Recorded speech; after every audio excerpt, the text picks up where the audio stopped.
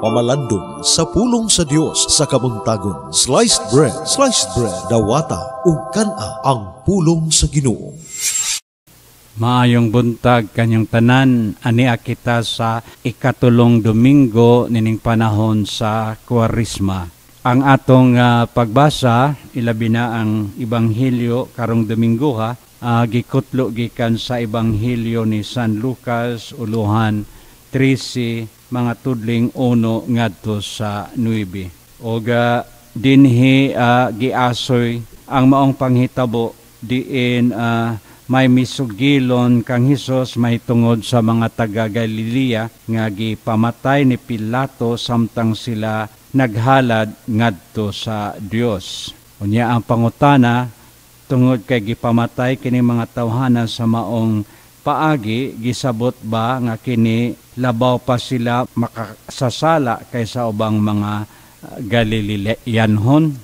Unya naghisgot usab og laing panghitabo diin may napulog-walo nga nangamatay didto sa usa ka lugar sa Siloam na kay natumpagan sa Tore. Og ang pangutana, mas makasasala ba sila sa ubang mga mulupyo sa Jerusalem kay sila na hitabuan niining maong trahedya di natumpagan sa Tore? Usahay kita makaingon nga ang mga daotang panghitabo kanato maoy hinungdan sa atong pagka makasasala. Kasagaran mo ingon kita gikarma na kanang maong tawhana tungod sa iyang dakong sala.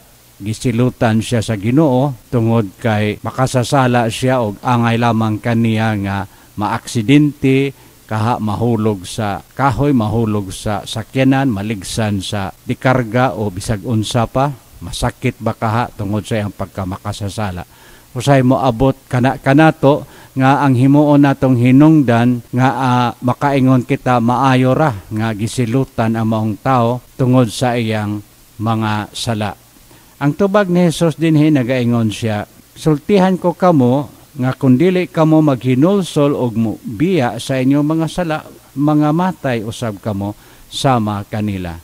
So lawom ang iyang gipakita dinhi nga hinungdan, dili ang mahitungod sa trahedya, dili ang aksidente, kung dili ang gamot diha sa pagpakasala. Si bisan kinsa nga mabiktima o nahimong makasasala, makadawat siya sa labihang dakong silot nga mao ang kamatayon, kay diha sa kasulatan si Jesus nagaingon kamatayon equals sala, sala equals kamatayon. Busa dili angay pakasad-on kadto mga tao nga nahitabuan sa trahedya nga namatay tungod sa ilang mga sala, kung dili kung si bisan kinsa man nga makasasala maangkon niya ang kamatayon ug ang silot sa kamatayon. Apan adunay nindot dinhi nga gisumpay ni Hesus kay siya nagahisgot man mahitungod sa sambingay sa kahoyng igira. Diin kiniputlo na unta sa hardinero tungod kay ang maong igira wala mamunga ug walay pulos.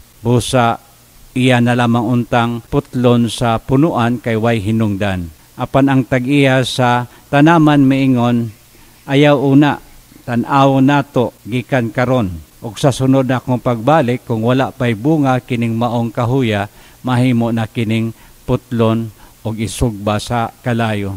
Sa ato pa tagaan gyud og panahon, ang Dios nagahatag kanunay og higayon og panahon sa insaktong kahigayunan sa pagbasol og paghinulsol, og ingon nato aron ang tao makaamgo sa iyang mga sala og mobalik kaniya. Kay ang hardinero giingnan sa tag-iya, kubkuban nako ang punuan niini aron kini mamungag daghan, butangan og fertilizer aron kini mo lambo, og sa sunod nimong pagbalik mamunga kini og daghang mga abot.